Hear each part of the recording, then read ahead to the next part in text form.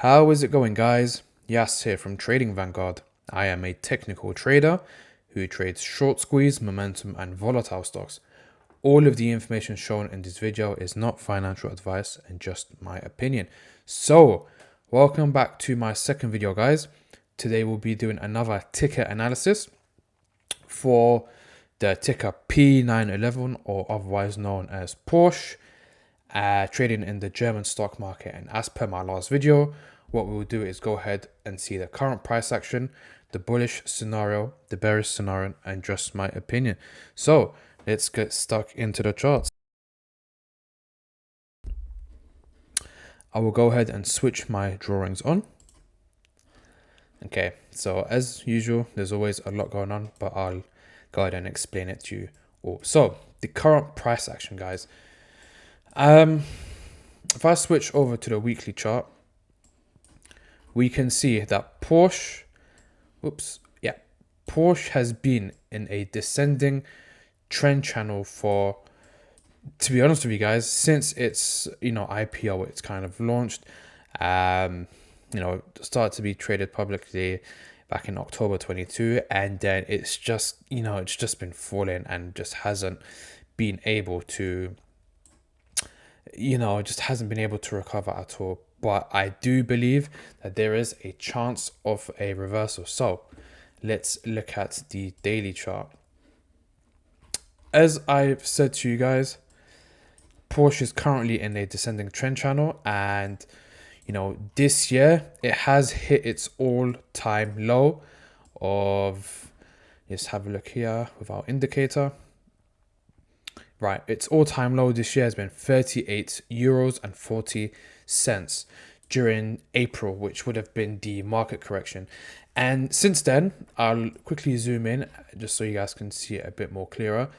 Since then, Porsche has been bouncing around three significant price levels, which are, right, if we look at the bottom, we can see I've got it marked as the first one, 39 euros and 65 cents. Its second price level of 44 euros and 79 cents.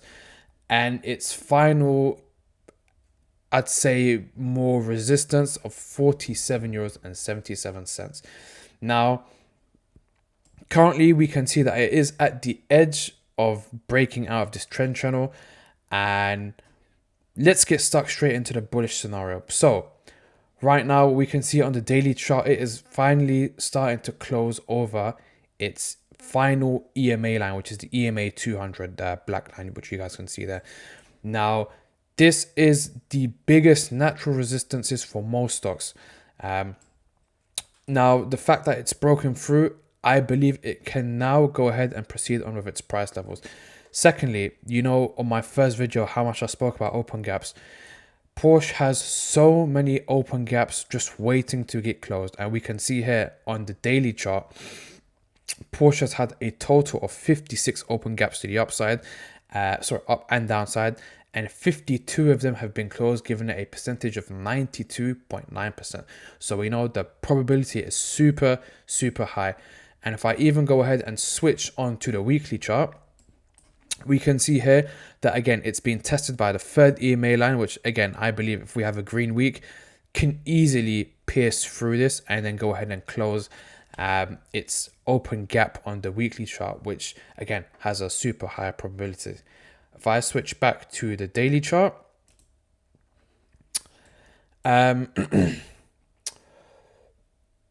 this is where I believe the bearish scenario comes in. Now, guys, looking at this chart, guys, Porsche has attempted, I'd say, if we count here, 1, 2, 3, 4. Now, this is the fifth time. This is the fifth attempt for it to kind of break through this orange line, which you guys can see here. So around 48 euros has been its absolute biggest resistance. And we can see here, every time it's come close or just touched it, instant rejection. Come here, instant rejection. We've had kind of one attempt, which was back in October, so about a month or so ago. And then, what would have been the perfect breakout would have been if we just absolutely pumped up, even gapping up with volume. However, it's just not happened, guys. Again, it's been rejected back down to the second sort of support level at around 44 euros. And now it's being tested for the final time. So what do I think? Guys, look, it's not normal for a stock to have a resistance and not break it after the fifth time. If it's not broken after this, guys, I do fear that we could just go ahead and tank much lower, because clearly there just isn't enough volume. So, and again, that's probably another part of the bearish scenario, if you ask me, guys. The volume just isn't there. Looking at the volume today, 400k, the day before 500k. Guys, we need to be pumping way over a couple 100 million units and shares for us to see any sort of significant price action. Yeah, if I also switch over to the 4-hour chart, we can see that there is an open down gap. So this isn't good, guys. Sooner or later, it will come down and close this final gap at 40 euros and 49 cents. So what do I think, guys? If I give you my opinion, it does look extremely promising. I think the one thing this stock is missing, technically, this looks amazing. The setup is amazing. The only thing missing is volume.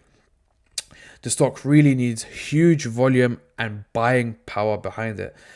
The open gaps are promising, and in my opinion, the second we have a huge boost, past this final resistance, if we have a green candle over this resistance on the weekly chart, then I reckon, the party's in, guys. And then, we can see all of the open gaps here: 53, 55, 55, 94, 58, 54. And guys, technically, there's no reason why we couldn't come up and close the up gap of 73 euros and 4 cents. And the second that trend channel is broken, a brand new pan will start to get formed. However, guys, like I said to you, if the stock fails to break out after all of this bullish sentiment, I genuinely do believe we will start to break previous supports, and previous supports, as we know, become new resistances. And then, we've got the opportunity to, tank lower. So looking at this trend channel, it could get seriously ugly. It could even drop by another 50%, to the bottom of the trend channel, which is waiting at around 23 euros. So what do you guys think? Is Porsche a buy or a miss? Please drop your thoughts in the comments below. And also, if you guys have any other ticker suggestions or any other tickers analyzed, again, please drop it in the comments below. If you find this video useful, please drop a like. And if you are a similar trader to myself, consider subscribing, as I'll be posting more content like this. Once again, I just want to end off the video by saying this isn't financial advice. Trading can be extremely risky, and one should always have a trading strategy to stay safe. Thanks for watching, guys, and I'll see you in the next video. Take care.